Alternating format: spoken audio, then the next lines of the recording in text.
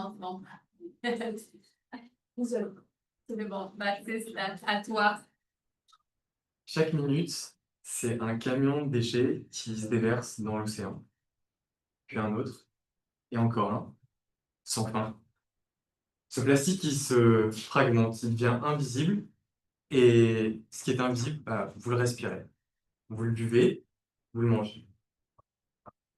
Vous ingérez chaque jour, vous ingérez un peu de plastique, des phtalates, des bisphénols A, des perturbateurs endocriniens qui augmentent le risque d'infertilité et de cancer. Et pourtant, on continue. Et si on pouvait empêcher ça? Donc, aujourd'hui, je vais vous parler d'émotions et d'actions écologiques et de comment une exposition artistique peut transformer nos comportements écologiques. Je suis en maîtrise de recherche ingénieur industriel sous la supervision de Virginie et de Sophie. Et let's go. Alors, les faits, ils sont là. Donc, vous le savez, 4,6 millions de tonnes de plastique au Canada qui sont produits ou importés. Donc, ça, c'est chaque année. La moitié, c'est des emballages à usage unique et moins de 9% sont recyclés. Le reste, c'est enfoui, incinéré, ou ça se retrouve dans la nature. Donc, bien sûr, ça a des conséquences sur la biodiversité et la santé humaine. Et pourtant, on a peu de changements dans les comportements.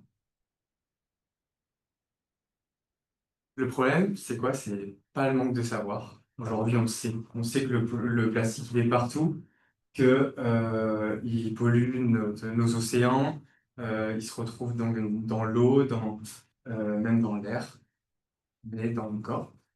Le problème, c'est qu'on a un paradoxe écologique. Notre niveau de conscience, il augmente. On a beaucoup de données, de faits, d'articles scientifiques qui nous donnent de plus en plus d'informations par rapport à notre comportement, au fait que notre comportement, il pollue, et pourtant, d'un autre côté, l'action, elle stagne. Donc vraiment, on a un gap entre la conscience et l'action. C'est quelque chose qui est dans la littérature scientifique, et mais c'est aussi quelque chose que j'ai vécu moi personnellement. Euh, Pendant des années, j'ai voulu convaincre mes amis en leur montrant des chiffres, des faits, des preuves pour qu'ils améliorent leur comportement, peut-être qu'ils adoptent des comportements zéro déchet. Et en fait, je me heurtais à un mur. Ça ne bougeait pas. Et un jour, j'ai pris un peu de recul sur eux et aussi sur moi. Et ce que j'ai remarqué, c'est que moi aussi, des fois, j'ai envie de faire du zéro déchet, j'ai envie de consommer local, réparer au lieu de racheter neuf, et pourtant, je ne le fais pas toujours. Euh, donc là, je me demande, c'est quoi, qu'est-ce qui passe, qu'est-ce qui va provoquer, qu'est-ce qui va aider le passage entre la conscience, l'intention et l'action. Donc là, un levier qui est souvent oublié en communication environnementale, c'est l'émotion. Et ça, je l'ai vécu aussi, pour continuer l'anecdote personnelle. Euh, J'avais un cours à la Polytechnique Montréal en impact environnementaux et développement durable. Et ce cours-là, il était vraiment différent de ceux d'habitude. D'habitude, on m'apprend des chiffres, des données, plein de données à apprendre par cœur. Mais ça me donnait pas forcément envie d'agir. Puis j'ai un cours où c'était plus une représentation théâtrale, où là, on était invité à jouer, à questionner, à ressentir pendant le cours. Et en vivant ça, bah, j'ai ressenti des émotions, comme j'en parle. Euh, et plus que ça, j'ai eu l'envie d'agir. Donc c'est pas seulement, je vous raconte ça, pourquoi? Parce que c'est pas seulement une anecdote personnelle, c'est aussi quelque chose qu'on voit dans la littérature. Euh, il y a des années de recherche en neurosciences et en psychologie environnementale qui montrent que sans émotion, on n'agit pas, il n'y a pas d'action, pas de décision. Damasio l'a montré. Et pourtant, dans la communication environnementale, on continue à parler de faits, de preuves, de données. Et donc, on a besoin d'émotions pour agir. Et d'un autre côté, là, on a des études qui montrent que l'art immersif, ça peut déclencher des émotions clés qui permettent d'augmenter nos sentiments de devoir agir. Donc là, ça devient un moyen de créer des émotions, un levier prometteur pour dépasser ce cap entre conscience et action écologique. Ma question de recherche, elle est simple, du coup, c'est est-ce que l'émotion créée par une exposition immersive et artistique peut se transformer en intention et ensuite en action, en comportement éco-responsable. Donc pour ça, j'ai 3 objectifs. Le premier, mesurer l'impact d'une exposition immersive sur les intentions éco-responsables. Le deuxième, identifier les émotions favorables au passage à l'action. Et enfin, comprendre les leviers émotionnels utiles à la transition écologique. Pour ça, je suis allé où? Je suis allé à l'exposition Zéro, à la Biosphère de Montréal. Pourquoi cette exposition? Parce que Virginie et Sophie sont commissaires de cette... donc, c'est elles qui ont mis en place cette exposition qui était disponible de novembre 2023 à avril 2024. L'idée, c'était vraiment d'associer science, donc des données scientifiques, avec des œuvres d'art. L'idée, c'est vraiment pas seulement d'informer, mais aussi de faire ressentir. Donc tout ça sur le thème du zéro déchet et des actions éco-responsables. Pour ça, grâce à ça, j'ai pu récolter pas mal de données. J'ai fait donc une méthodologie mixte avec d'un côté du qualitatif et de l'autre côté du quantitatif. Moi, ce que je voulais savoir, c'était 3 choses. Le premier, c'était ce que les visiteurs ont ressenti. Le deuxième, est-ce qu'ils ont appris. Et le troisième, est-ce qu'ils ont changé au niveau de leurs intentions et de leur comportement. Au niveau qualitatif, je suis allé sur place, j'ai fait pendant 10 journées, je suis allé à la Biosphère de Montréal pour écouter les visiteurs à la fin et voir, écouter leurs mots, leurs émotions. Donc c'était des courtes entrevues très ouvertes où j'avais 2 questions. Et au niveau du quantitatif, les visiteurs à la fin de l'exposition, ils avaient accès à une borne ou aussi sur leur téléphone pouvoir répondre à un questionnaire. On a eu 177 réponses d'adultes que j'ai analysées et quelques mois après, ceux qui étaient volontaires ont pu répondre à un deuxième questionnaire, 3 à 6 mois. Au niveau des entrevues qualitatives, j'ai fait 60 entretiens. Donc, les 2 questions, c'était quelles sont les 3 œuvres qui vous ont le plus touché et pourquoi? Et la deuxième, c'était que retenez-vous de l'exposition en général et par rapport à la crise écologique. L'idée, c'est vraiment d'avoir leur réaction à chaud et d'approfondir l'expérience vécue, en plus des questionnaires quantitatifs qu'on a eu. Donc, ça permettait aussi d'explorer le rôle des émotions et d'identifier les leviers les plus marquants.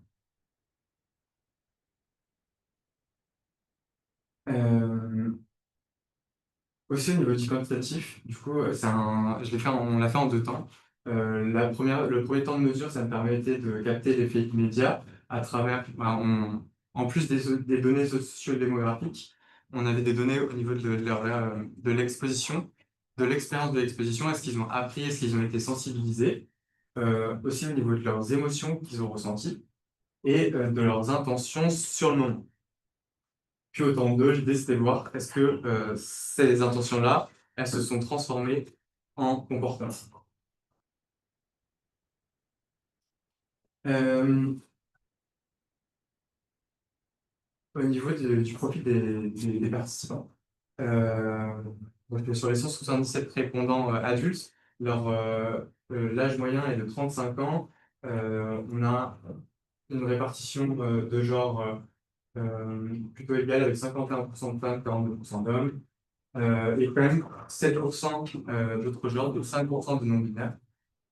Et au niveau de la scolarité, on a un échantillon euh, éduqué, donc avec les 3 quarts qui ont un diplôme euh, universitaire. Et au niveau du statut professionnel, ils sont les 2 tiers en emploi. Le revenu annuel il est aussi globalement élevé. Donc, on a un public qui est globalement favorisé. Maintenant, peut-être vous demandez quelles émotions ont ressenti les spectateurs. Mais je voulais le faire plus tôt, mais j'ai oublié de le faire. Peut-être que vous imaginez, peut-être que vous voulez savoir comment c'était l'exposition à l'Atmosphère de Montréal. Bah, je vous invite à imaginer, à fermer les yeux. Vous pouvez fermer les yeux. Et imaginez, vous entrez dans une salle sombre éclairée par 10 œuvres. À gauche, il y a une œuvre de théâtre qui vous confronte à une surconsommation familière. Au milieu, un gigantesque arbre en plastique recyclé, fait de plein de bouteilles de plastique. Et à droite, un paysage pur, encore intact. En ressortant, vous rouvrez les yeux. Peut-être que vous vous demandez, voilà, qu'est-ce qui a changé? Moi, c'est ce que je viens de questionner. Et aussi, quelles émotions vous avez ressenties? Donc, c'est quoi les émotions qui auraient été ressenties par les visiteurs là-bas? Là, ce que je vous montre, c'est les visiteurs, ils avaient le choix de répondre de choisir 3 émotions parmi 16 que j'ai euh, réparties sous forme de 4 catégories d'émotions, soit positives passives comme la détente, soit positives actives comme l'enthousiasme, soit négatives actives comme la détresse, l'agacement, ou négatives passives comme l'ennui. Et là, ce qu'on voit, c'est que 87% des visiteurs ont ressenti au moins une émotion positive passive et puis la moitié une émotion positive active. Donc l'exposition, elle a surtout suscité des émotions positives et on sait que les émotions positives, c'est propice à un changement global. Est-ce que cette exposition-là, elle a informé, elle a sensibilisé? La réponse, elle est oui. Comme vous le voyez, il y a 8 visiteurs sur 10 qui ont appris grâce à l'exposition et 7 visiteurs sur 10 qui ont été sensibilisés à l'écologie. Est-ce que c'est une exposition qui permet l'incitation à consommer en vrac aussi? Oui, on voit que 2 visiteurs sur 3 ont une intention accrue à consommer du vrac. Donc là, on voit que ça informe, ça sensibilise, ça nous incite à consommer en vrac. Et est-ce que ça nous incite à discuter? Eh bien oui aussi.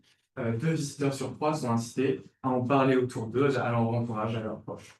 Et 1 visiteur sur 2 qui est incité même à convaincre les autres, donc ses proches, son entourage. Peut-être on va aller un peu plus en profondeur avec les résultats qualitatifs. Quelles ont été les œuvres qui ont été le plus marquantes? Bah, c'est surtout celles qui étaient visuelles, comme vous avez pu l'imaginer, peut-être un petit peu la scène de théâtre, le gigantesque arbre en plastique. On avait aussi un, un poème avec des touches de clavier et aussi un tapis de câbles qui a été réutilisé tous de la biosphère de Montréal.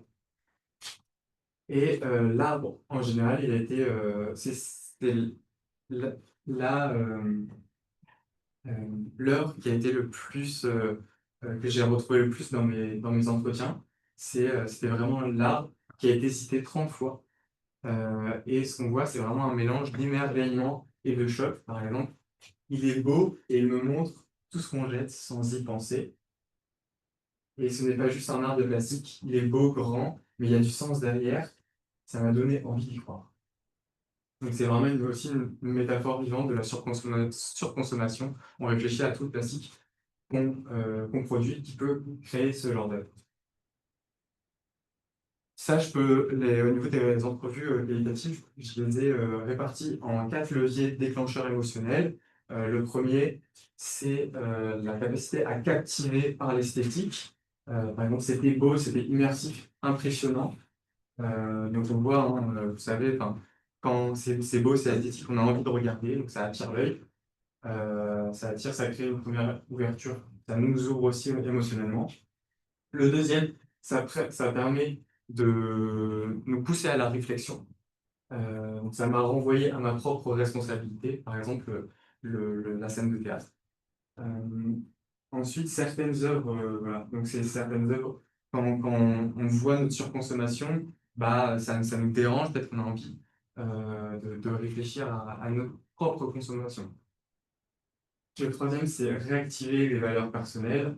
Par exemple, j'ai pensé à mes enfants, à ce qu'on laisse derrière nous, mais j'ai eu aussi, ça m'a fait penser à quand je fais de la plongée et que je vois des plastiques dans l'eau. Donc là, ça agit comme un miroir révélant ce qui compte par rapport à nos valeurs personnelles. Et le quatrième, donc, c'est créer du lien et donner envie de partager. Quand on vit quelque chose comme ça, on a envie aussi de partager les émotions qu'on a vécues sur le moment. Voilà, donc là, ce qu'on voit, c'est que l'art et l'émotion, ça apparaît vraiment comme un levier d'intention. Et maintenant, est-ce que l'intention suffit-elle à changer les comportements? Donc, ouais, voilà, c'est juste pour montrer que une intention, c'est fragile, ça peut s'éroder dans le temps. Euh, voilà.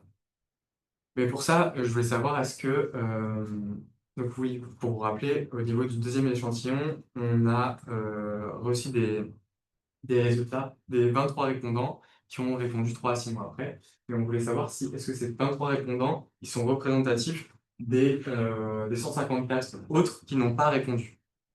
Donc pour ça, j'ai fait des tests.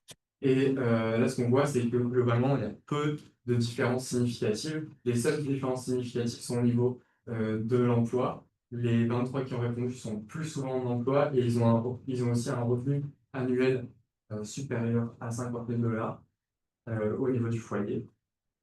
Et peut-être un point le plus important, c'est au niveau des émotions désagréables actives. Ceux qui ont répondu au deuxième questionnaire ont eu moins d'émotions désagréables actives pendant l'exposition. Donc globalement, on a quand même un sous-échantillon qui est globalement représentatif. Et c'est quoi les résultats? Du coup, là, ce qu'on voit, c'est qu'il y a quand même un tiers qui disent avoir été incités à changer leur comportement zéro déchet, et aussi un tiers qui ont discuté de zéro déchet après leur visite.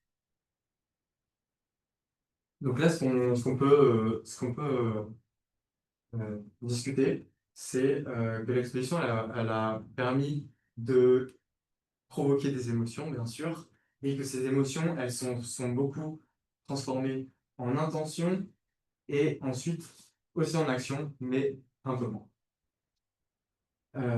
Mais quand même, un visiteur sur 3 a été influencé durablement, que ce soit au niveau de son comportement ou de sa discussion avec son entourage.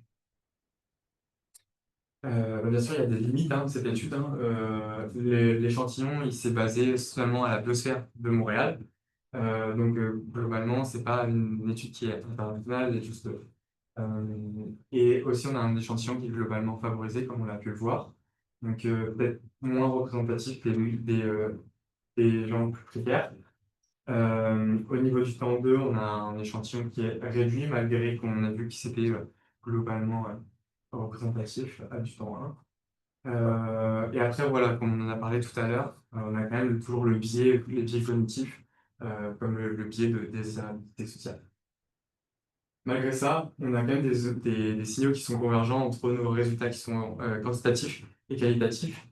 Ça permet de renforcer du coup la robustesse de nos résultats et dire que les émotions perçues agissent comme déclencheurs de changements durables et que l'émotion, c'est un levier clé de la transition écologique. Je voulais aussi vous dire que ça, c'est seulement des résultats qui sont préliminaires. Moi, j'ai un travail en cours.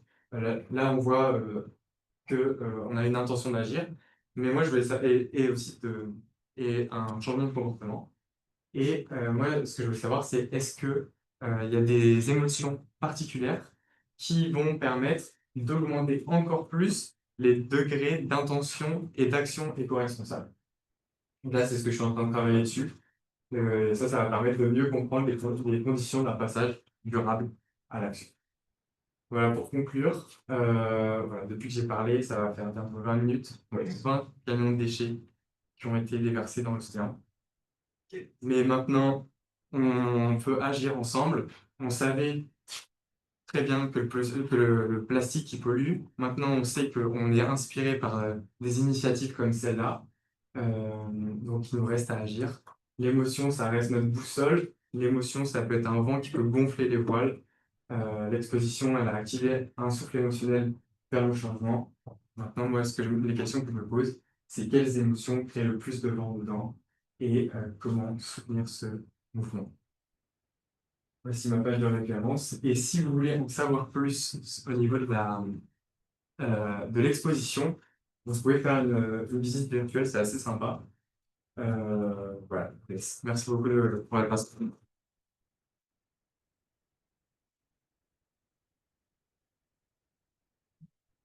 Oui, j'ai été assez marqué par le fait que c'était très universitaire comme participation à l'exposition. Est-ce que tu sais pourquoi et surtout les participants de ce milieu universitaire et pas attendre de l'université?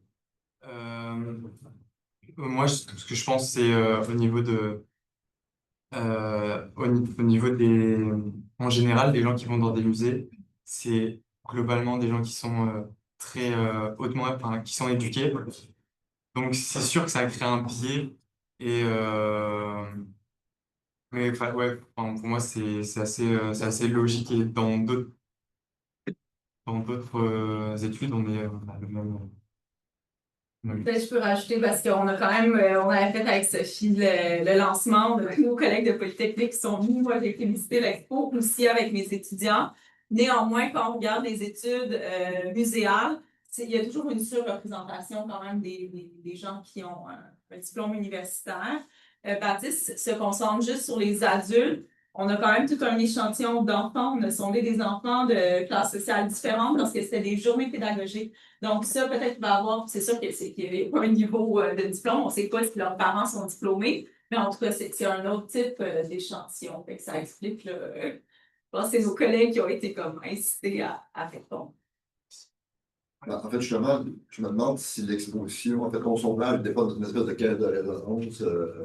Est-ce que les résultats auraient été les mêmes si on avait pris un échantillonnage de la population globale, là, sans nécessairement, dans le cadre d'une participation à une exposition qui attire en général les gens qui sont intéressés par les questions environnementales. Tu sais. Ouais, ouais.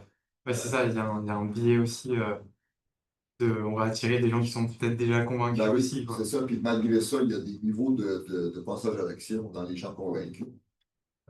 Dans la population générale, je ne sais pas ce que ça va donner, tu sais, parce que dans ce que je viens de présenter, j'en parlais tantôt à Mathias, c'est, tu sais, il y a les échos laisser faire, mais il y a des échos, je m'en sacre. Tu sais, ils ne sont pas là-dedans. Ils représentent une grosse partie de la population, malheureusement, mais qui n'est pas nécessairement captée par. Mais ce que présentait Joliane, ça c'était un questionnaire sur la population canadienne en général qui n'a rien à voir avec l'exposition. Non, je comprends bien. Je comprends bien. Et il y a quand même cette catégorie d'individus-là, en fait, qui représente un gros pourcentage de l'envoi de la population. L'autre chose aussi, c'est que il y a des contextes aussi, il y a des facteurs exogènes qui rentrent aussi, qui vont affecter les comportements. Bon, par exemple, la pandémie, par exemple, la crise géopolitique actuelle aussi, qui a des incidences sur le pouvoir d'achat. Donc, qui peut aussi induire des comportements différents de ceux qui seraient normalement observés en dehors de ces contextes-là. L'émotion, en fait, il y a différents niveaux d'émotion, mais peut-être parmi les émotions, il y a celui aussi de dire est-ce que je suis capable de survivre, entre guillemets, dans un contexte où le prix du panier d'achat augmente, ou auquel cas, on le voit là, en ce moment, dans les préoccupations de la population, l'environnement est rendu au plancher. Alors qu'il n'y a pas si longtemps que ça, il était plutôt dans les trois greniers. Alors, voilà, Yes. Donc, même si on voulait essayer de déclencher des émotions pour susciter le passage à l'action, quel serait la résultante de tout ça dans un contexte actuel où les gens sont préoccupés par d'autres choses que les enjeux environnementaux, même si on sait qu'ils sont importants. Et là-dessus, il y a aussi tout un courant de. Puis je le vois en fait souvent, je sais pas moi, en discutant avec des gens qui ne sont pas nécessairement des universitaires, là, le courant actuel, puis je trouve ça en état, puis je pense qu'il est plus documenté, c'est que les gens croient de moins en moins scientifiques, ils pensent même que Quand on parle de crise climatique, quand on parle de crise de biodiversité, c'est uniquement parce qu'on va aller chercher davantage de subventions, mais il n'y a pas vraiment de véritable crise. Puis il y a de plus en plus de gens dans la population qui croient ça. Alors, ça aussi, c'est un mouvement, en fait, comment je dirais ça, c'est un vent contraire, en fait, qu'il faut aussi, malheureusement, qu'il faut subir, qu'il faut essayer de combattre. Mais peut-être aussi préciser, avec mes étudiants en Polytechnique, c'est des étudiants en génie industriel, c'était pas un cours en développement durable. Je peux vous dire que c'est pas tous des gens là, qui peuvent être très éco-laissés-faire. Fait que c'est pas parce qu'on a un diplôme non plus universitaire. Là, dans notre cas, nous, il y a beaucoup d'étudiants n'avaient pas été dans un musée depuis longtemps, s'intéressaient pas forcément à ces questions-là. Puis je pense que tu l'as vu aussi dans les entretiens qualitatifs, là, c'était pas de mes étudiants, mais il y en a qui c'était la première fois en fait, qui était en contact avec ces informations du zéro déchet. Fait que de ce qui ressort, l'expo, nous, c'était aussi une façon de rompre avec des façons traditionnelles de parler d'environnement. Parce que tu le disais, il y a les chiffres, il y a les statistiques, mais à un moment donné, il faut trouver d'autres chemins d'accès à la connaissance. Puis en tout cas, les arts se sont démontrés comme étant, les arts, la culture, c'est une autre façon d'interpeller les gens. Bon, c'est sûr, c'est un musée de l'environnement, mais en même temps, je pense qu'on a sensibilisé personne, en tout cas. Il reste 2 minutes et je suis capable de prendre votre nom parce que. Leïla. Comment? Leïla. Leïla. Je veux tout premièrement saluer ce projet, d'autant plus qu'il a lieu à l'École Polytechnique. Je trouve que c'est nécessaire. Puis moi, j'avance totalement dans ce que tu disais, de déjà appréhender cette information d'une autre façon, puis d'ouvrir les ingénieurs aussi sur d'autres façons de communiquer. Puis, mon Dieu, les faits connectés à leurs émotions ne fera que du bien à la société puis à l'ingénierie en général. Et aussi, moi, ce que je trouve intéressant, c'est pas tant que, c'est pas de transposer ça puis de dire que ça, effectivement, la majorité des gens, ça représente. Mais je pense que ce qui est important de retenir ici, c'est justement cette connexion entre émotion et action. Et elle peut se traduire. Donc, dans ce contexte-là, c'était dans le contexte muséal et tout, mais ça peut se transformer aussi à travers d'autres formes d'art et de culture populaire aussi. C'est cette même culture populaire aussi qui nous pousse à acheter, à se surrendez-vous. Il y a quelque chose de pas très rationnel dans cette action. Tu parlais de l'émotion, de ce que je peux survivre, mais ce que je peux survivre, mais je vais quand même à un festival, par exemple, tu sais, parce que donc on n'est pas aussi des bêtes aussi pragmatiques et rationnelles. Puis moi, je trouve que il en faut plus de projets comme ça. Il faut aller plus loin, il faut explorer aussi d'autres formes d'art, d'autres formes de population aussi, tu sais. Puis, fait que c'est ça. Fait que c'était plus un commentaire positif au sens que je trouve ça vraiment intéressant. Puis je pense que ça vaut la peine de vraiment investir ce champ de recherche-là. Et on en a vraiment besoin pour accélérer et changer les comportements. Merci, Mélina, ça conclut très bien cette